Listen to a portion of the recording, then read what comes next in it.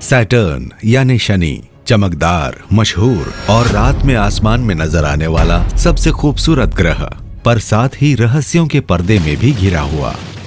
हमें इसके बारे में काफी जानकारियां मिल चुकी है और इनमें से ज्यादातर बेहद हैरत अंगेज रही है। हमें लगा हमें इनकी समझ है, पर ऐसा नहीं है।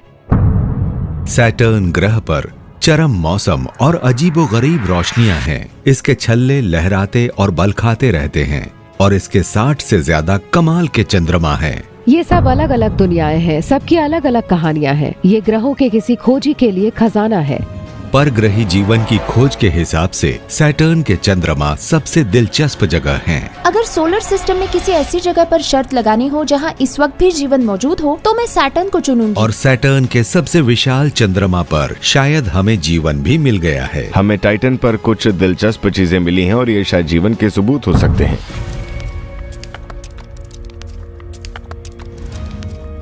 सैटर्न रात में आसमान में चमकने वाला ये ग्रह अपनी खूबसूरती और विशालता से मोह लेता है। ये बहुत बड़ा है, इतना बड़ा कि इसमें 700 से ज्यादा पृथ्वियां समा जाए।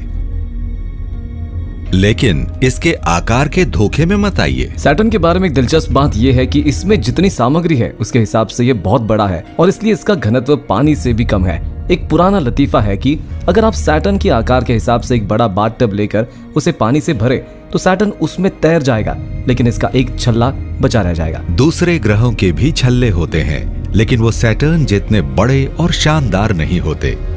मुख्य छल्लों के बाहरी हिस्से से अंदरूनी छोर तक का सफर 1,05,600 किलोमीटर का होता है। लेकिन फिर भी धूल और बर्फ के कणों का यह विशाल संग्रह बेहद पतला होता है, कुछ जगहों पर सिर्फ कुछ 1 मीटर मोटा। सैटर्न के छल्ले ज्यादातर बर्फ और चट्टानों के बहुत छोटे कणों से ही बने होते हैं। कुछ बड़े भी होते हैं, लेकिन अधिकतर धूल के कणों जितने ही होते हैं।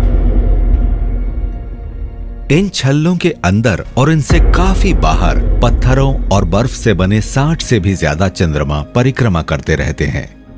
इनका आकार बर्फ की छोटी गेंदों से लेकर ऐसी दुनिया जितना बड़ा है जिनकी अपनी सक्रिय जियोलॉजी है, जहां तरल पानी, मौसम प्रणालियां और सूर्य की गर्मी से अरबों मील की दूरी पर होने के बावजूद शायद जीवन भी है।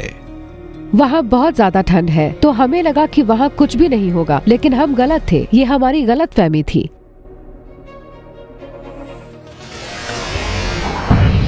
सैटर्न की पहली चौंकाने वाली बात है इसका उथल-पुथल भरा मौसम। सैटर्न पर आने वाले तूफान बेहद उग्र होते हैं। हमारी पृथ्वी पर ऐसे तूफान नहीं आते हैं। असल में सैटर्न पर तो पूरे सोलर सिस्टम में सबसे तेज रफ्तार वाली हवाएं चलती हैं। ये हवाएं सैटर्न के बादलों के ऊपर से 1600 किलोमीटर प्रति घंटा से भी तेज रफ्तार से चलती हैं। यानी ये पृथ्वी के सबसे दमदार साइक्लोन्स से भी 4 गुना ज्यादा तेज है। और यहाँ कड़कती बिजली भी पृथ्वी के मुकाबले 10,000 गुना तक ज्यादा ताकतवर होती है। सैटर्न का ये खतरनाक मौसम हैरत में डालता है, क्योंकि पृथ्वी पर मौसम सूरज की गर्मी से संचालित होता है।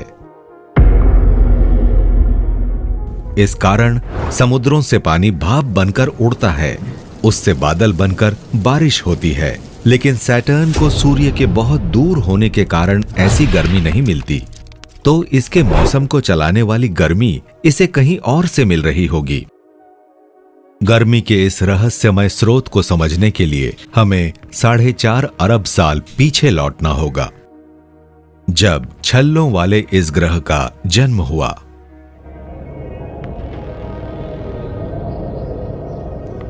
हमारे सोलर सिस्टम के ग्रहों का जन्म बर्फ, धूल और गैस के एक विशाल मंडराते बादल से हुआ। यही चीजें पृथ्वी पर आज भी आइसलैंड जैसी जगहों पर मिलती हैं। 4.5 अरब साल पहले बर्फ के गंदे कणों से बना और हाइड्रोजन और हीलियम से घिरा एक विशाल बादल अपनी ही ग्रेविटी के तले ढह गया और इसके केंद्र में जन्म लिया एक नए सितारे, हमारे सूर्य ने। इस नए सितारे की गर्मी ने अपने सबसे नजदीकी मौजूद बर्फ को पिघला दिया और गैस को उड़ा दिया। अब बचा रहा सिर्फ चट्टानी मलबा, लेकिन और दूरी पर बर्फीली सामग्री और गैस बची रही।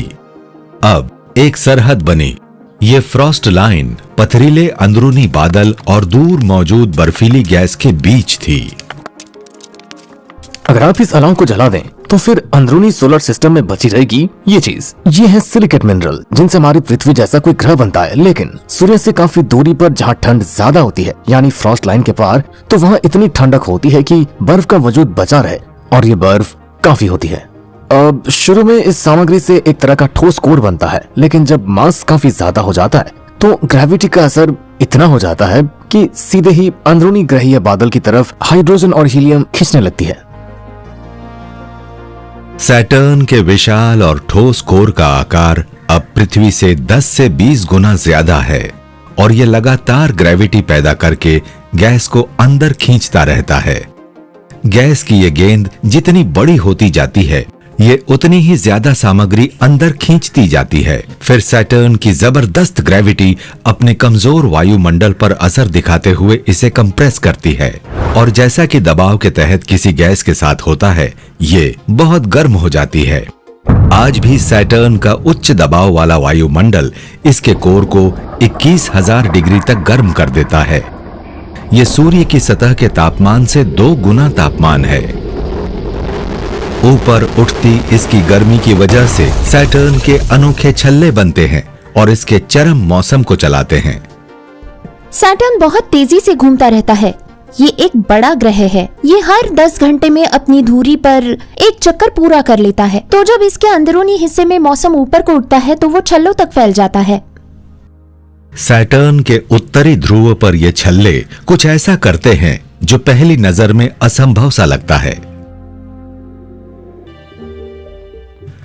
बर्फ के कण स्टॉक कारों की तरह अपनी पोजीशन लेने के लिए लाखों किलोमीटर प्रति घंटा की रफ्तार से छल्लों के अंदर दौड़ते रहते हैं, और इन बर्फीले कणों का आकार घरों जितना बड़ा भी होता है और पाउडर जैसा महीन भी।